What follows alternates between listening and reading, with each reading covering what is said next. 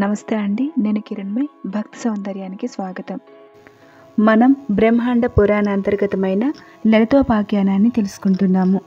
ఇది బ్రహ్మజ్ఞాన స్వరూపుడైన హయగ్రీవ స్వామి అగస్త్యునకు కాంచీపుర క్షేత్రంలో ఉపదేశిస్తున్న అమ్మవారి చరిత్ర.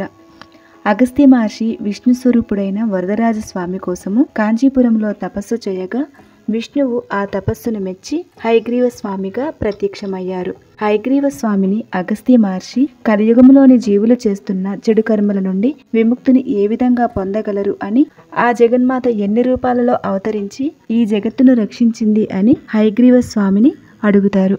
హయగ్రీవ స్వామి ఆ పరాశక్తి కృప వలనే జీవులంతా కలికల్మషాలను దాటి కైవల్యాన్ని పొందగలరని తెలియజేస్తూ, ఆ జగన్మాత 3 రూపాలుగా ఈ జగత్తును అనుగ్రహించిందని చెప్పి, మొదటిది ప్రకృతి స్వరూపమని, ఈ స్వరూపము ఎన్నో రూపాలుగా ఉంటుందని, అంటే కాళీ, భవానీ, దుర్గా, చండిక అను రూపాలన్నీ ప్రకృతి స్వరూపంగా చెప్పబడతాయని, రెండవది జగన్మోహిని రూపమని జగన్మోహిని రూపాన్ని వివరించి, మూడవది లలితాదేవి స్వరూపమును తెలియజేస్తూ లలితాదేవి చరిత్రను ఉపదేశిస్తున్నారు. అందులో భాగంగా మనము పరమేశ్వరుడు దేవతల కోరిక మేరకు అమ్మవారి ఆవిర్భావం కోసం మహాయాగాన్ని చేసి, యాగం పూర్తయిన చిదగ్నికుండము నుంచి అమ్మవారిని ఆవిర్భవించమని కోరుకుంటూ అష్టకారిక మహామంత్రంతో పరమేశ్వరుడు ప్రార్థిస్తాడు అని మనం తెలుసుకున్నాము. తర్వాత నుంచి ఈ వీడియోలో తెలుసుకుందాము. శంభుదేవుడు తాను వచ్చిన కార్యాన్ని నిర్విఘ్నంగా పూర్తి చేసి ఆ పరమేశ్వరుని భండాసురుడు తారకాసురుడితో పీడింపబడుతున్న లోకాలను రక్షించటానికి చిదగ్నికుండం నుంచి ఆవిర్భవించమని అష్టకారిక మహామంత్రంతో ఆ తల్లిని ప్రార్థించాడు.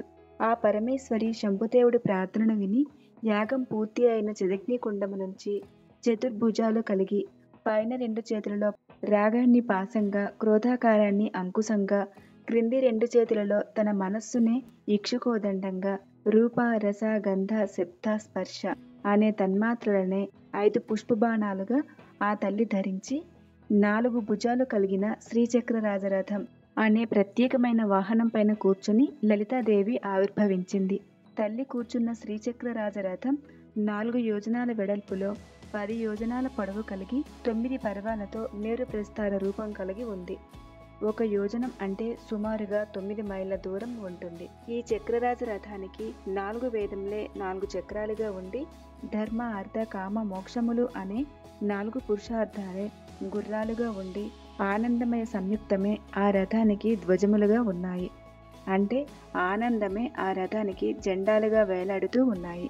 ఆ రథానికి పైభాగం మధ్యలో ఉన్న బిందు స్థానమే అమ్మవారి ఆసనముగా ఉన్నది. ఆ బిందు పీఠంలో తల్లి కూర్చొని ఉదయిస్తున్న సూర్యునిలాగా ఎర్రని కాంతితో బ్రహ్మాండమంతటా నిండి ఉన్నట్లుగా చిదగ్నికుండం నుంచి బయటకు వచ్చింది. ఈ విధంగా చిదగ్నికుండం నుంచి ఆవిర్భవించిన ఆ తల్లి స్వరూపాన్ని హయగ్రీవ స్వామి ఈ స్తోత్రంలో అగస్త్యునకు వివరించారు. ప్రాదుర్బభూవ పరమం తేజః పుంజమనూపమం కోటి సూర్య ప్రతీకాసం చంద్రకోటి సుశీతలం తన్మధ్యమే సముద్రభూచక్రాకారమునుత్తమం తన్మధ్యమే మహాదేవి ముదయార్క సమప్రభాం జగదుజ్జీవనాకారం బ్రహ్మ విష్ణు శివాత్మిక సౌందర్యసార సీమాంత మానంద రససాగరాం జపాకుసుమ సంకాసం దాడిమీ కుసుమాంబరాం సర్వాభరణ సంయుక్తాం శృంగారైక రసాలయాం కృపా తారంగిత పాంగనయనాలోక కౌముది పాశాంకుశేక్షు కోదండ పంచబాణ లసత్కరాం తాం విలోక్య మహాదేవి దేవా సర్వేశ వాసవాహ ప్రణే ముర్మితి తాత్మానో భూయో భూయో ఖిలాత్మిక. ఆ తల్లి చిదగ్నికుండం నుంచి బయటకు వచ్చినప్పుడు ముందుగా కోటి సూర్యుల ప్రకాశం ఒకే చోట ఉన్నట్లుగా తేజస్సు కనిపించిందట.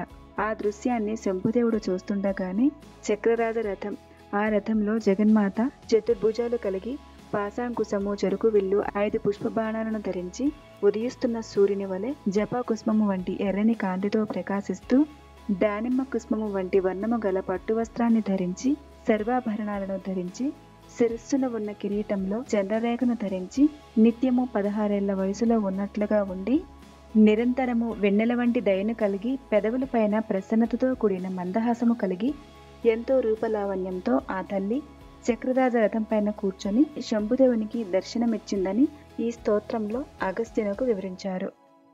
ఇదే భావనను వసున్యాది వాగ్దేవతలు చిదగ్నికుండ సంభూత దేవకార్య సముద్యత ఉద్యద్భాను సహస్రాభ చతుర్బాహు సమన్విత రాగస్వరూప పాషాఢ్య క్రోధాకారాంకుశోజ్వల మనోరూపేక్షు కోదండ పంచతన్మాత్ర సాయక నిజారుణ ప్రభాపూర మజ్జద్ బ్రహ్మాండ మండల చంపకాశోక పున్నాగ సౌగంధికల సత్కజ కురువింద మనశ్రేణి కనత్ కోటీర మండిత అష్టమీ చంద్ర విభ్రాజ దళిక స్థల శోభిత ముఖచంద్ర కలంకాప మృగనాపి విశేషిక వదనస్మర మాంగళ్య గృహతోరణ చిల్లిక వక్త్రలక్ష్మీ పరివాహ చలన్మీ నాభలోచన నవచంపక పుష్పాభ నాసాదండ విరాజిత తారాకాంతి తిరస్కారి నాసాభరణ భాసుర కదంబ మంజరీక్లుప్త కర్ణపూర మనోహర తాటంక యుగలీభూత తపనోడుప మండల పద్మరాగ శిలాదర్శ పరిభావిక పౌలభూః నవ విద్రుమ బింబశ్రీ న్యక్కారి రదనచ్చద శుద్ధ విద్యాంకురాకార ద్విజపంక్తి ద్వయోజ్వల కర్పూర వీటి కామోద సమకర్షద్దిగంతర నిజ సల్లాప మాధుర్య వినిర్పత్సిత కచ్చపి మందస్మిత ప్రభాపూర మజ్జత్ కామేశ మానస అనాకలిత సాదృశ్య చుబుక శ్రీ విరాజిత కామేశబద్ధ మాంగళ్య సూత్ర శోభిత కంధర కనకాంగద కేయూర కమనీయ భుజాన్విత రత్నగ్రైవేయ చింతాకలోల ముక్తా ఫలాన్విత కామేశ్వర ప్రేమరత్నమణి ప్రతిపనస్తని నాభ్యాల వాల రోమాలి లతా ఫలకుచుద్వయి లక్ష రోమలతాధారత సమున్నేయ మధ్యమ స్తనభార తలన్మధ్య పట్టబంధవలిత్రయ అరుణారుణ కౌసుంభ వస్త్రభాస్వత్కటీతటి రత్న కింకిణికారమ్య రసనాదామభూషిత కామే సజ్ఞాత సౌభాగ్య మార్ధవోరు ద్వయాన్విత మాణిక్య మకుటాకార జానుద్వయ విరాజిత ఇంద్రగోప పరిక్షిప్త స్మర తూనాభజంగిక గూఢగుల్ఫా కూర్మపృష్ఠ జజిష్ణు ప్రపదాన్విత నకరీధిరి సంచన్న నమజ్జన తమోగుణ పదద్వయ ప్రభాజాల పరాకృత సరోరుహ సింజానమణి మంజీర మండిత శ్రీపదాంబుజ మరాలి మందగమన మహాలావణ్య సేవతి వరకు వసిన్యాది వాగ్దేవతలు లలితా సహస్రనామ స్తోత్రంలో అమ్మవారి స్వరూపాన్ని మనకు వివరించారు. హయగ్రీవ స్వామి ఆ అమ్మవారి స్వరూపాన్ని సముద్రంతో పోల్చుతూ ఆనంద రససాగరం అని, ఆ తల్లి సౌందర్యానికి మించిన సౌందర్యం అనేది ఇంకెక్కడా లేదు అనే భావనతో ఆ తల్లిని సౌందర్య సార సీమాంతం అని ఈ స్తోత్రంలో మనకు వివరించారు. ఇదే భావనను వసిన్యాది వాగ్దేవతలు మహాలావణ్య సేవతి అని ఆ జగన్మాత స్వరూపాన్ని, అమ్మవారి సౌందర్యానికి ఒకే మాటలో లలిత సహస్రనామ స్తోత్రంలో వివరించారు. శంభుదేవుడు అమ్మవారు చిదగ్ని నుంచి ఆవిర్భవించిన స్వరూపాన్ని చూసి నానా విధాలుగా స్తోత్రాలు చేశారు.